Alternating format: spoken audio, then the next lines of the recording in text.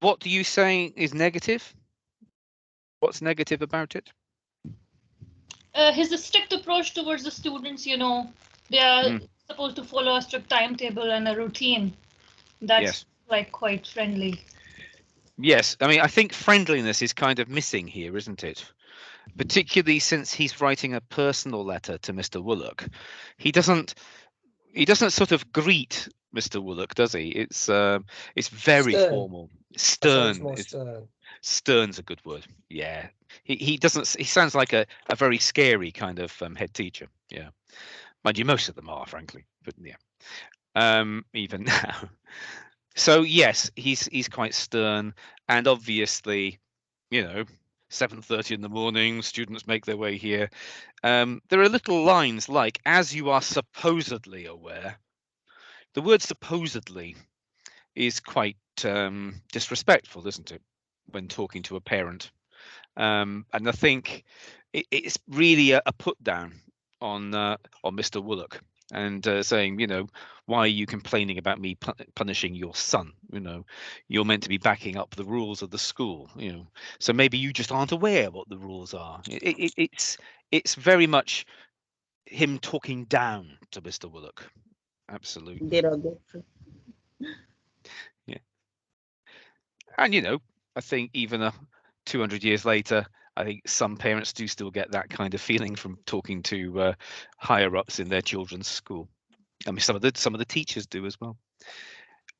So the rest of it is about him outlining why his school is brilliant, and why his son um, deserves, as it says at the bottom of the paragraph that says, "You can quite understand, I am sure, that I therefore proceeded to administer 2 lashes of Old Faithful."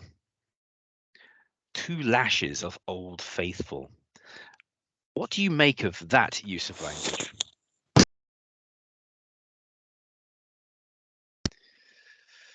What does he mean? He administered 2 lashes of Old Faithful. Even the cane, or Yeah, yeah. He He he he punished he he, patches of he, cane. he physically beat the child. Yes. Yeah. So either with a cane or a strap. And obviously in 1820 that was very common to use corporal punishment, as they used to call it. Physical punishment was designed to hurt. They used it even when I was at school, so certainly 200 years ago they did. uh, but he doesn't call it a cane, he calls it Old Mm. Faithful. So what's that an example of? Why would he call it Old Faithful?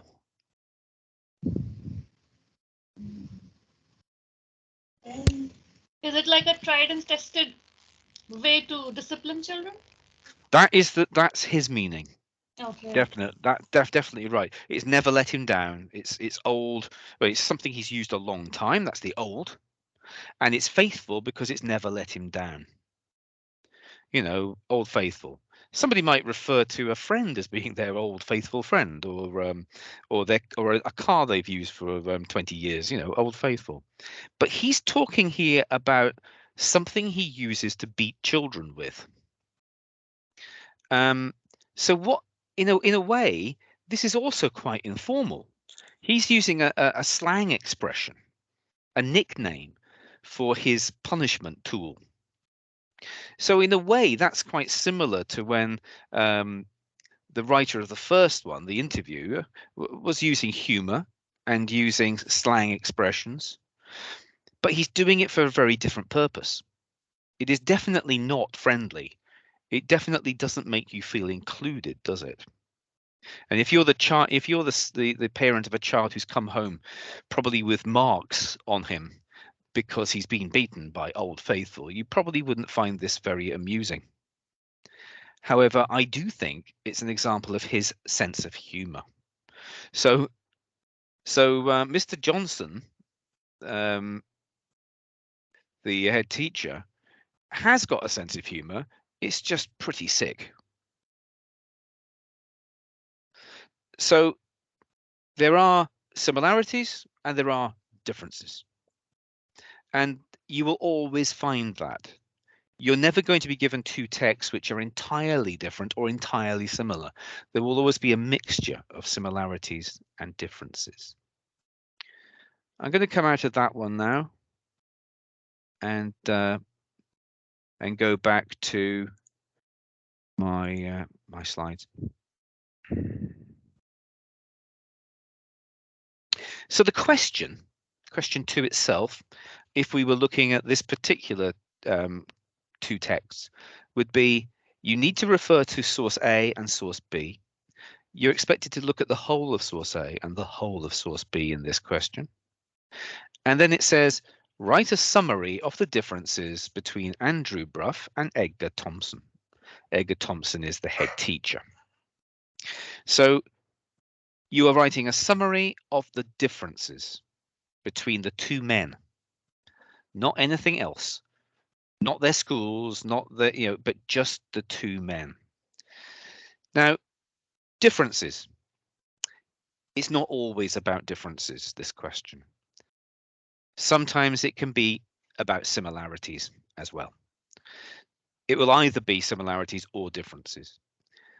Most of the sample questions that we will give you, and even the old paper questions, will be differences, because that has been, with one exception, what they've done since they brought out this new curriculum a few years back. They did tell us right from the start that sometimes it might be similarities, but it never was. And then suddenly one year it was similarities, and it caught out all of our students. They came out going, oh no, I wrote differences instead of similarities, because they didn't read the question fully and properly. And it's absolutely a theme of this course that it's absolutely critical to read the questions absolutely as carefully as you can.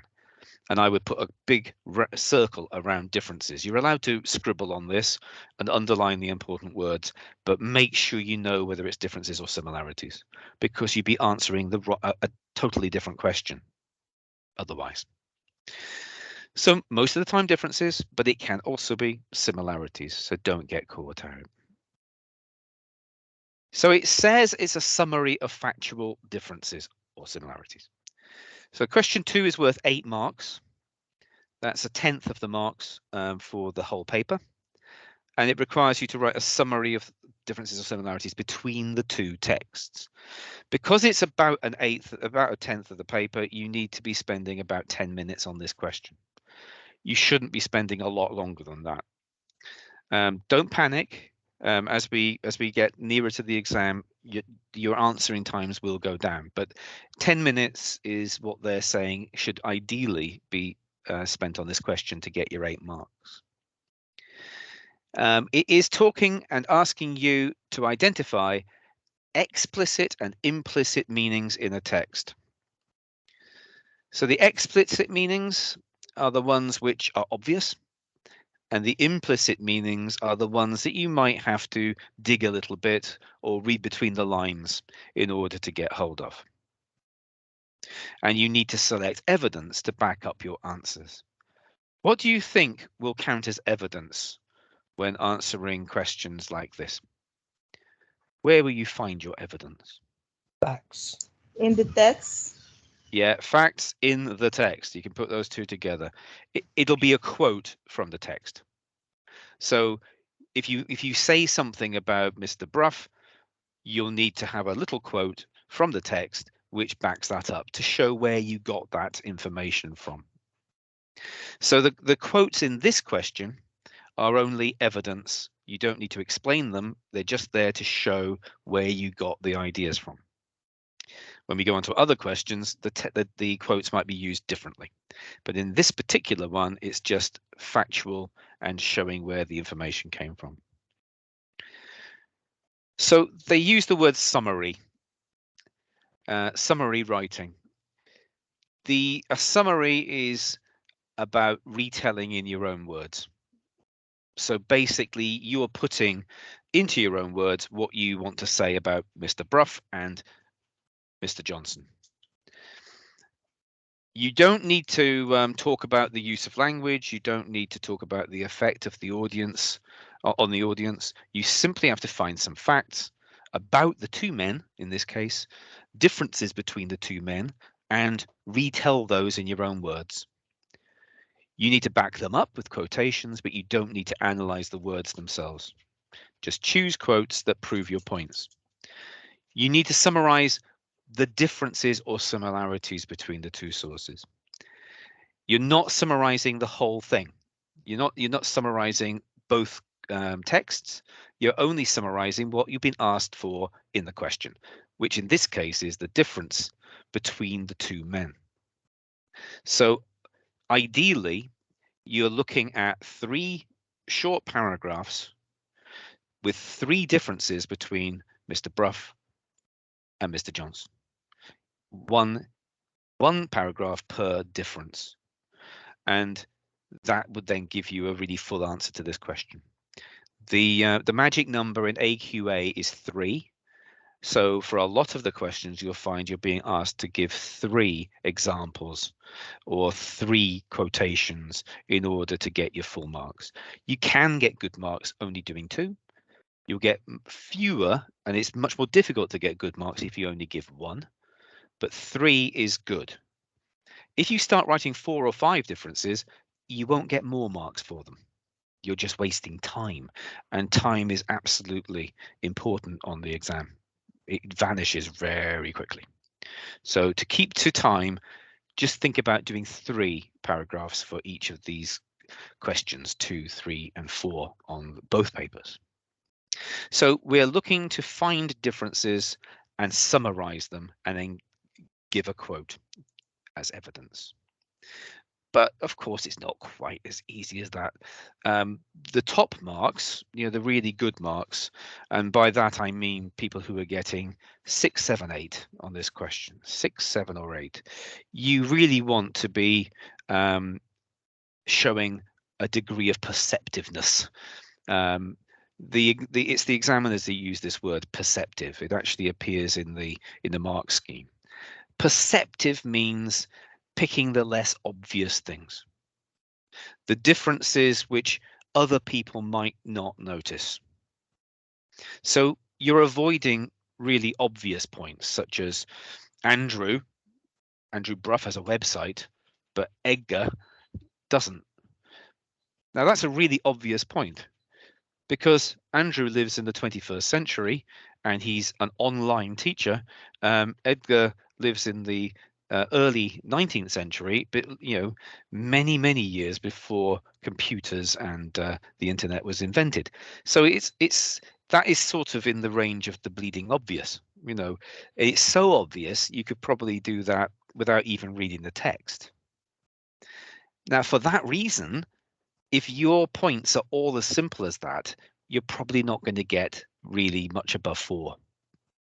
And if you want to just go for about half marks, which may be perfectly adequate to get a basic pass, you can pick out really obvious kind of things like this. But actually, to get higher marks, you really need to be looking for the implicit, the slightly hidden the slightly hidden differences or similarities that you can tease out with looking really carefully, and that's really very key. Are you all still able to see the text in front of you at the moment, or has it disappeared? Yeah, I can still see it. PowerPoint. You can see. Okay, it's just me then. It disappeared for me. Sorry. I'm going back into it. Right. Okay. So one of the techniques that helps you to move towards better answers is what the examiners call synthesis. And synthesis is used in all sorts of different technological and scientific contexts, of course.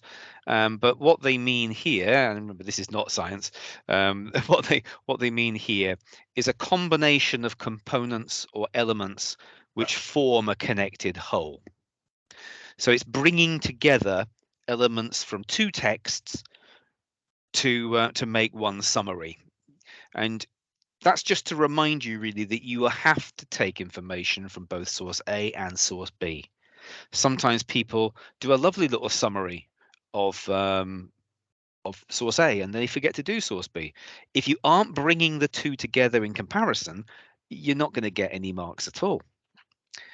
So it requires you to show an understanding of the information that you've read. It is a test of reading for meaning in both sources. And you are comprehending, understanding the meaning based on two texts at the same time. So that's why why you've got two texts on paper two, because they're testing a higher level ability to bring meaning from two texts together. You've got to focus on textual details that connect both texts, either because something is similar or because something is different, or both details add together to develop a fuller understanding. It might be made easier by looking at this diagram.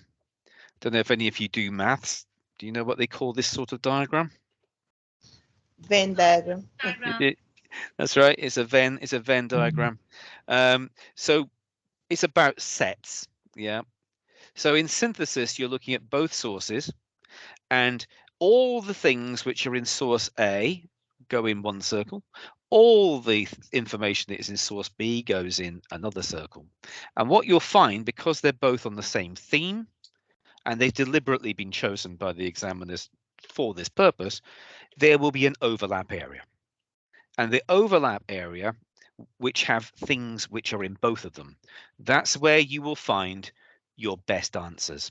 So I'm going to pause there slightly just to let somebody in. Let's see who's coming in. Okay. You're back in. That's good. So we're looking at this Venn diagram. And I think if you're more a visual person, this might help a bit with this synthesis idea. It's the overlap area that you really need to be thinking about. The obvious answers will be outside of that bit in the middle. You know, the bit where it says in source A, he's got a website. In source B, he doesn't use a website. He's got no technology at all. He's just got a blackboard and chalk. Yeah, that's too obvious. You need to get a little bit closer. In that overlapping section, you'll find both similarities and differences. And we're looking for really close similarities or really subtle differences. And the more subtle they are, the better your marks will be. So here's an example of one being worked out. And I don't know what cli means, but synthesis, yeah. This is looking at the ideas of getting a cat or getting a dog. So you've got two texts, one about things you need to think about if you're getting a cat, and the other one is what you need to think about if you're getting a dog. And you see all sorts of stuff there in getting a cat and getting a dog. And there are a lot of really obvious differences. But the crossover bit, the bits where it's very similar, that's the interesting part. So cats and dogs both can live outside or inside the house. They both need to be fed. They can both be destructive to furniture. They both might incur vet's bills. They both might have to be defleed, and so on. So if you can stick to the bits which are in there, which may be similarities, but they might also be subtle differences. You might say that the vet bills, they both incur vet bills, but maybe dogs are more expensive than cats. And that seems to be our experience. So actually, you're probably in for heavier vet bills if you're a dog owner than if you're a cat owner, in generality. That would be a difference, but it's a difference that's about something they both share. So if you look at the other side and go for aloof, you know, cats being a bit haughty and a bit stuck up and not want, you know, turning their backs on people, that doesn't tend to be a dog behavior. And so you might say that dogs need a lot of attention and they're very friendly. Cats are a bit aloof and and tend to be independent. But those, nice as they are, might be called a little bit more obvious. Okay. So I'd like to pause now and just have a look. If you could have a look at the two texts again, Mr. Bruff and the letter from the headmaster, and see if you can find any subtle implied differences between the two. I think it's more easy to find the really obvious ones because they're so far apart in time and so on. If you've got access to those two texts, have a look at them and see if you can find any good differences.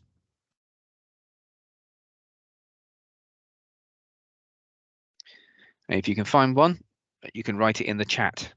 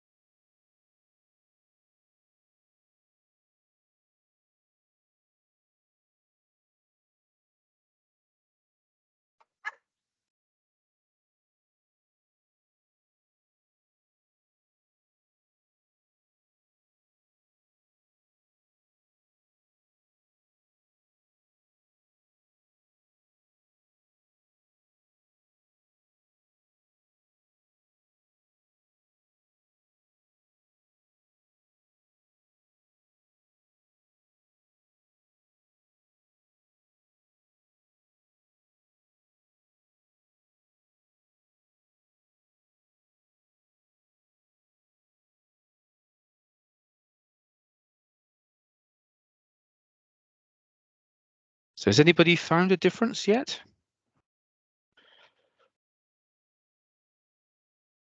Or are you all waiting for somebody else to do it? Mostly they are, obvious differences. I'm like struggling to find an implicit difference, to be honest. Right, right. I mean, everything which I find is. Well, like, give me what you think is an obvious difference then. I mean, if you look at the source, Mm-hmm. the way of teaching, how they believed, how he believed, how Edgar Thompson, believes education should be in place, and how, Yeah.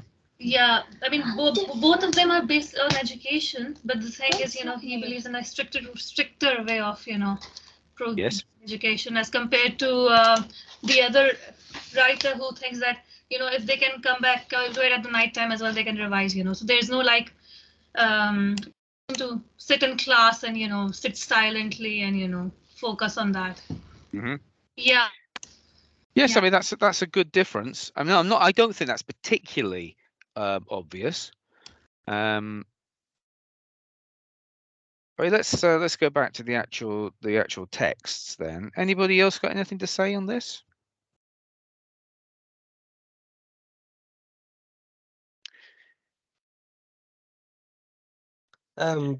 One is he likes a fixed studying time at 7:30. Yes. Whereas the internet one, he likes a flexible time and allow the student to choose what time that they study. Yeah, I think that's a good solid difference. I apologize for my dog. Yeah, good. Now, clearly that is in the range of being a little more obvious but you still had to dig for it a little bit. So that's not a bad one. What do you think? Just think about this. What is the primary focus in education, who's the most important in education for Mr. Bruff and for Mr. Johnson? And is that different? For Mr. Braff, more important are students. Right. Yes. And for Thompson, the teacher, have important roles in education. Okay. Right. That's it. It's the now that is about as big a difference as you can get.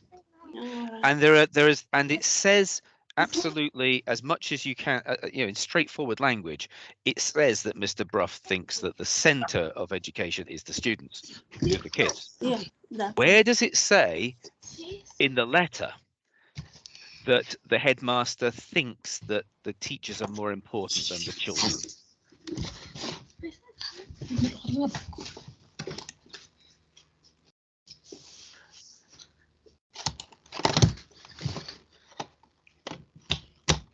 It's something implicit. It's more implicit, yes, it is. You definitely get that feeling that he thinks that the school is there for the people who run the school rather than for the kids. Yes. But it's more to actually put your finger on examples of him saying it. You have to read between the lines a little bit more, and that's what would make it more subtle. Okay. He talks about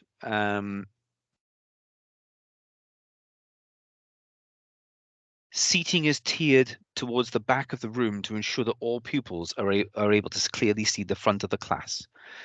These seating arrangements ensure all students are given an excellent view of the class teacher, from whom they will be learning.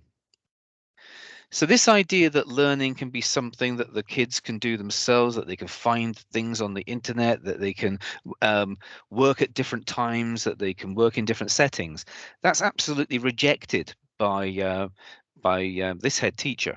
It's all about look at the teacher and learn. So it's more teacher focused than it is student focused. Yes. We pride ourselves on our teachers here, Mr. Woollock. Now, most heads are going to say they pride their staff, but they would always say these days that it's the pupils that matter, it's the kids that matter most. They're here to serve the kids, whereas he seems to be much more interested in making life easier for himself and for his teachers.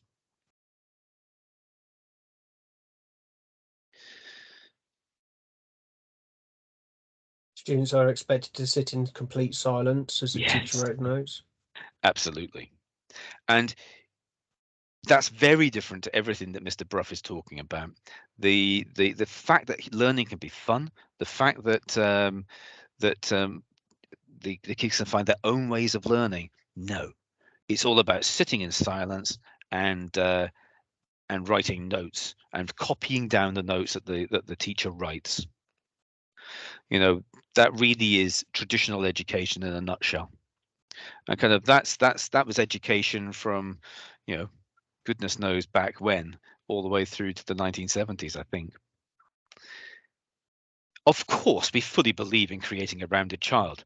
Now that's where it becomes quite similar. This idea that they want to create a rounded child. But then look at how he thinks a rounded child is created. So once a week we have drill in the playground. Most of this time is spent jogging on the spot or lifting dumbbells. Well, that'll do it, won't it? That creates a rounded child. And it's very different from anything like allowing them to have some sort of input into their own learning, which presumably would be absolutely terrible idea. Yeah. So I hope that shows you. It's a little difficult online when some of you may not have the text in front of you. I understand that, but maybe that does illustrate that what the sort of detail, the sort of level of detail that we're looking for. So we'll go back to the sharing thing.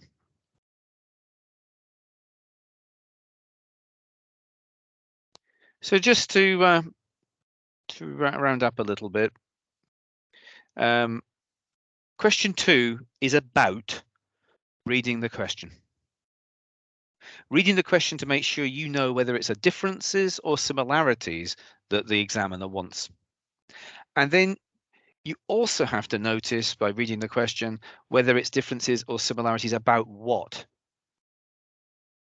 Because there's no point in going on about similarities, differences between the schools when actually the question was asking you about the men themselves. It's their attitudes to education, it's their beliefs, their feelings. It's not about, oh, the kids have to sit in rows and so on. It might be Mr. Johnson likes it that way. That would be about him.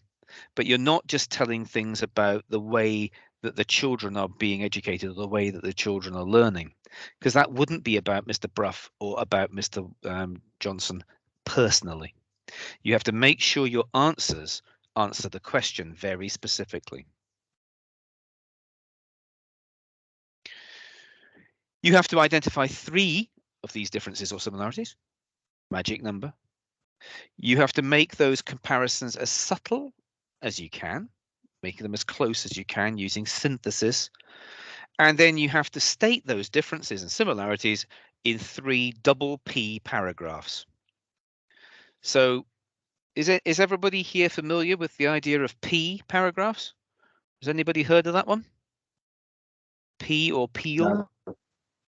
Okay. Yeah, what is that? Okay, you will learn. Is that point It- example? And the second, the E, explain. That's right. Yeah, very good. So some of you have, some of you haven't. So basically, it's just a reminder, a mnemonic to remind you that the structure of the paragraph, if it was a single P, would be you make a point, that's your P, you explain the point, and then you evidence the point with a quote. So you make a point and explain it, and then you've got a quote to give you evidence. Point, explain, evidence. Now I say you need a double because this is a comparison question. So the double P is basically you do the same thing twice. You do the P twice. So you make a point about source A, you explain that point, and then you evidence it with a quote. And if you are talking about differences, then you will say in contrast or on the other hand or however or but, whatever way you want to do it. And then you move on to do the same for source B. Make a point about source B, explain that point, and evidence with a quote. Basically, this is a way of doing the comparison and setting it out in writing. So you take a point from source A and you directly contrast it with source B. Now, there are different ways of doing it. This is just one suggestion. I think if you look in your books or if you go online, there are different people explain different methods, and those methods are fine as long as you're basically doing the same thing. So you could give a big paragraph where you talk about 3 points about source A, and then you do a paragraph about opposingly 3 points about source B, which shows the contrast back. The reason why I prefer this one is because it forces you to make the contrast. It forces you to say, on the other hand, or but. You're actually saying, Mr. Bruff is a light-hearted and laid-back fellow, really friendly in class. You give a quote that shows that, and then you say, but on the other hand, Mr. Johnson is really strict and stern, and he even beats the children. And then you give a quote that proves that point. And there you have made a direct comparison. And you do that 3 times, and you should garner most of the marks. Just before we move on, just to make a very general point about the reading questions, you are not marked at all on how you write this.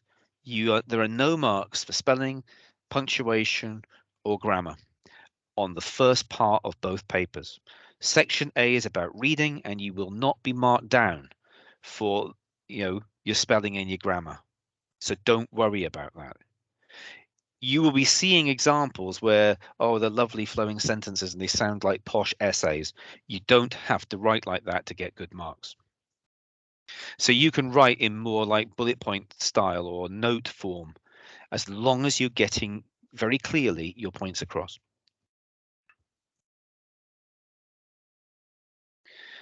The points you make, remember, must show the difference or the similarity, and they must be your own words, and they must be as subtle as you can find. So what do you think you'll put between the 2 points if it was a similarity paragraph rather than a contrast, a difference? So instead of saying on the other hand or however, what would you say? Similarly. Yeah, brilliant. Yeah, similarly. Or you'll find the same in, or on a very similar point, or In just the use, same vein. yeah, or just say as well, or also. Also, in source B, you'll find this and this and this. So it's just about using words that show either a contrast or a similarity. And make sure that the examiner knows that you know the difference between those 2 things. So just to remind you of the question, you need to write a summary of the differences between Andrew Bruff and Edgar Thompson.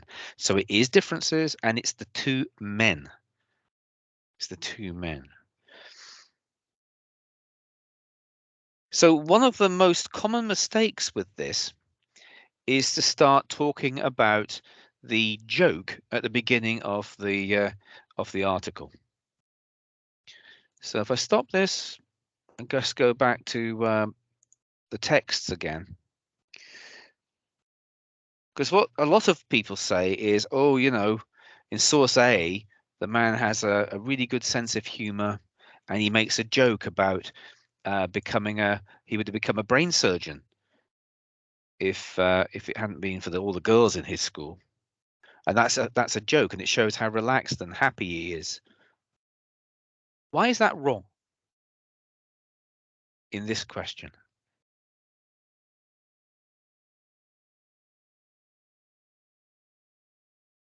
Because it does say it.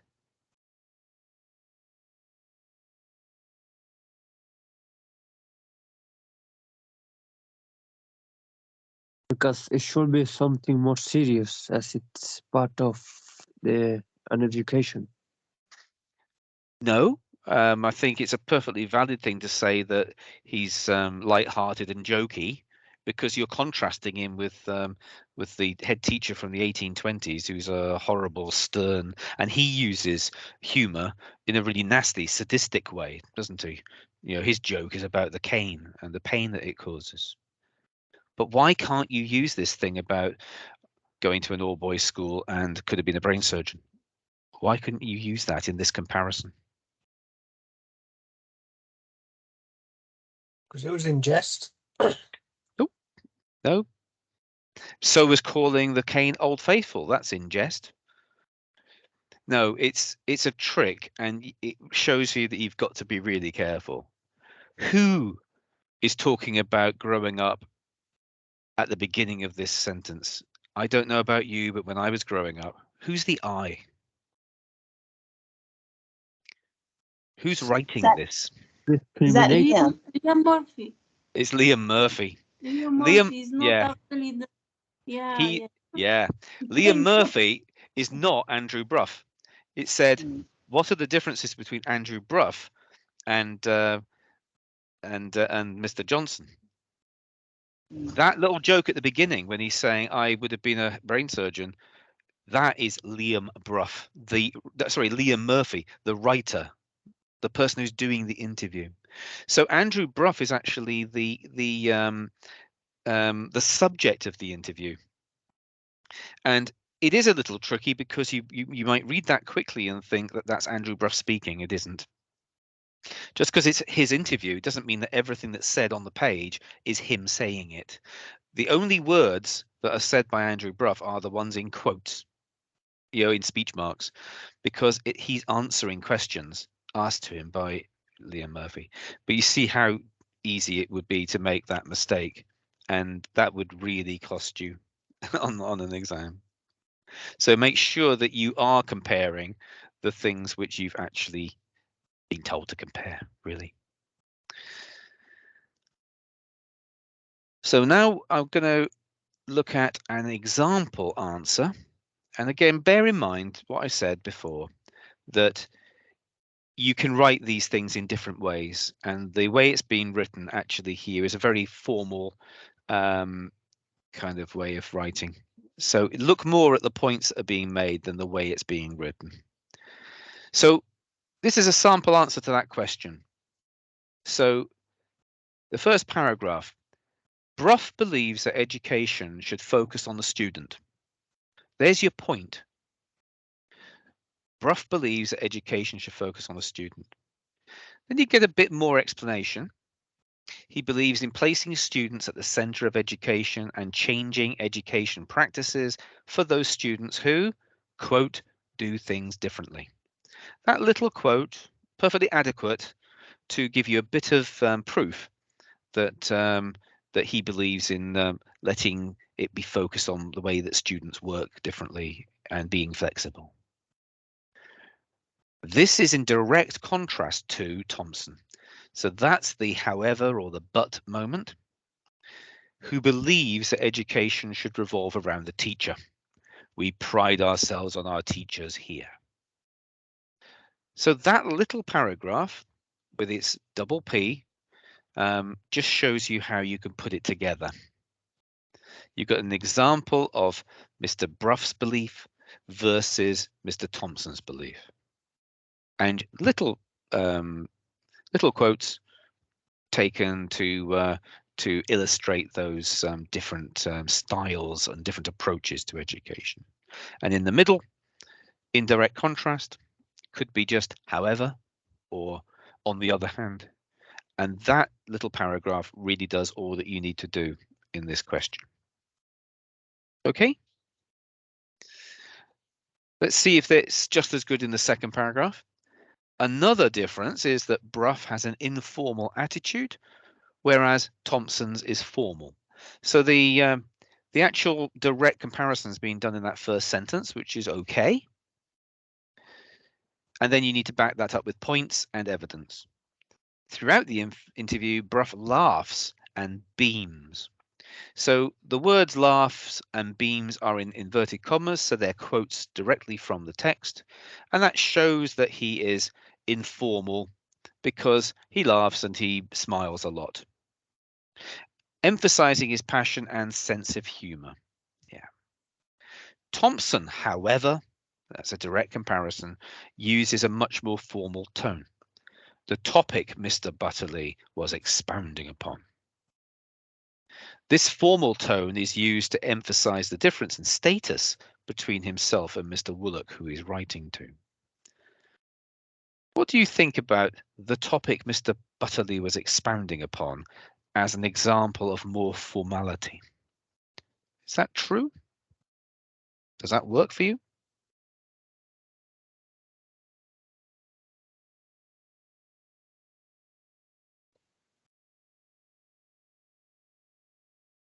Sorry, Graham, what was the question, please? So the quote that the student has used basically is to show that Mr. Thompson uses a more formal approach than Mr. Brough, is the topic Mr. Butterley was expounding upon. Now, is that more formal than Mr. Brough and his laughing and his beaming? Are you happy that that is more formal, the topic Mr. Butterley was expounding upon?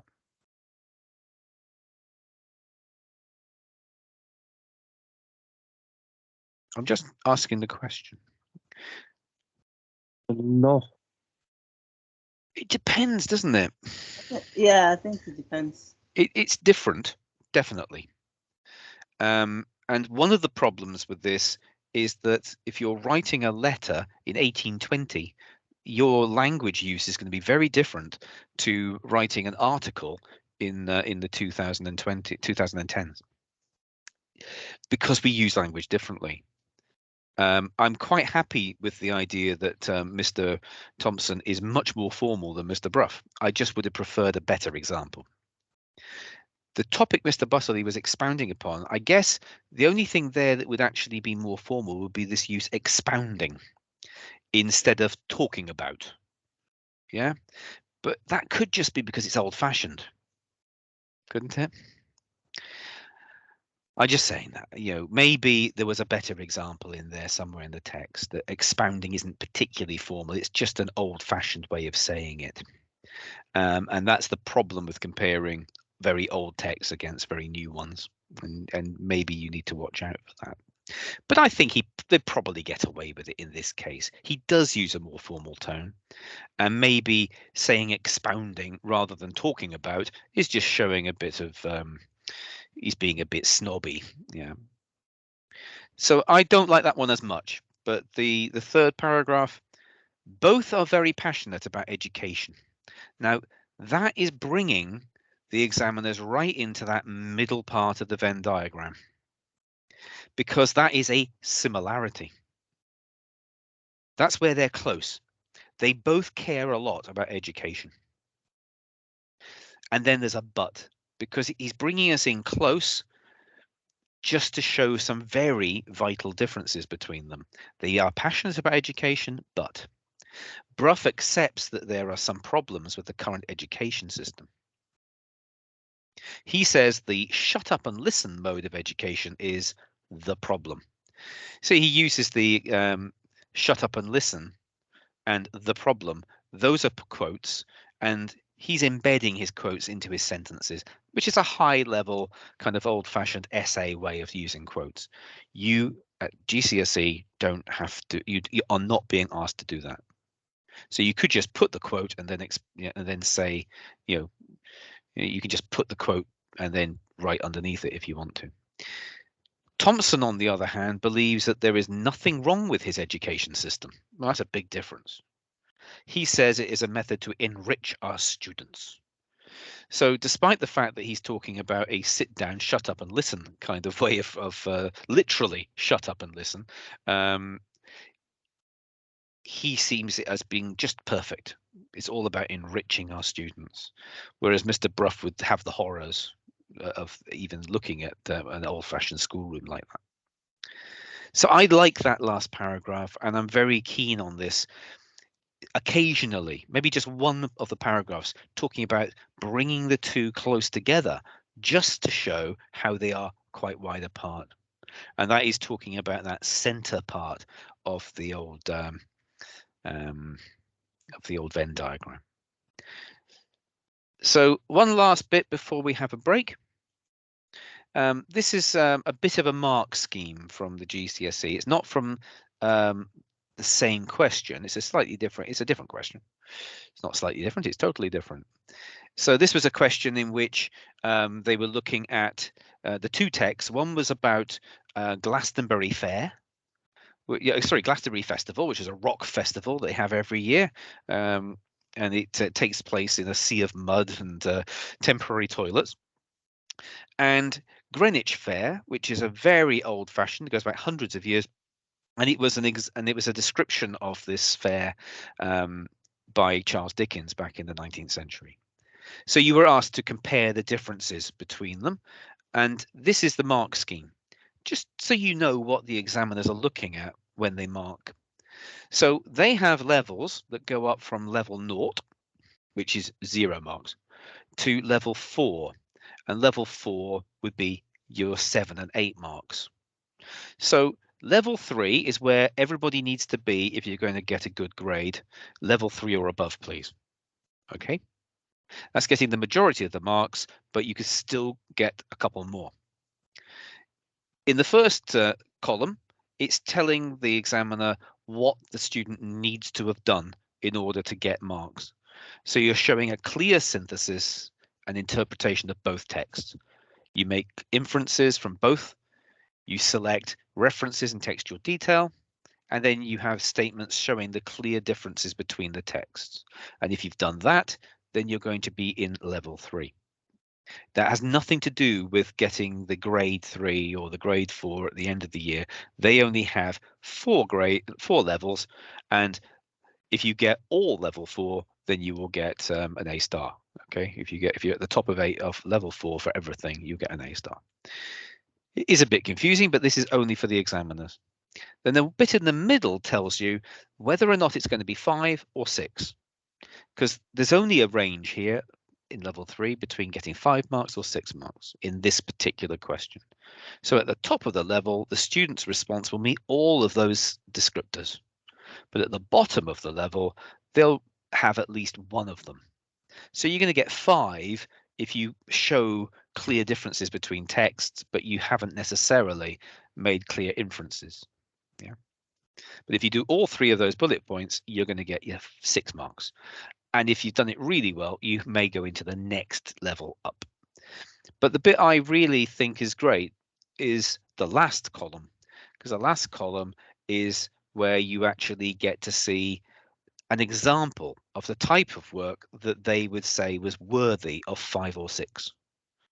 So this is an imaginary student writing, and they think that if you were writing a bit like this, you're going, then a student, you know, they actually compare what they've got in front of them with this and say, oh yeah, I think this is better, in which case it would be level 4. Or no, it's not quite as good, in which case it might be down to level 2. So they actually, yes, they have, you know, a tick list, but they also have real writing to compare it against. So it's a more human way of deciding where your piece of writing's going, where your answer is going to be marked. Okay, so I think at that point, has anybody got any questions or statements that they'd like to make before we stop for a break? Good. So can we stop for no more than 10 minutes? Be back at 24 minutes past 7. Is that all right? So I'll see you in 10 minutes.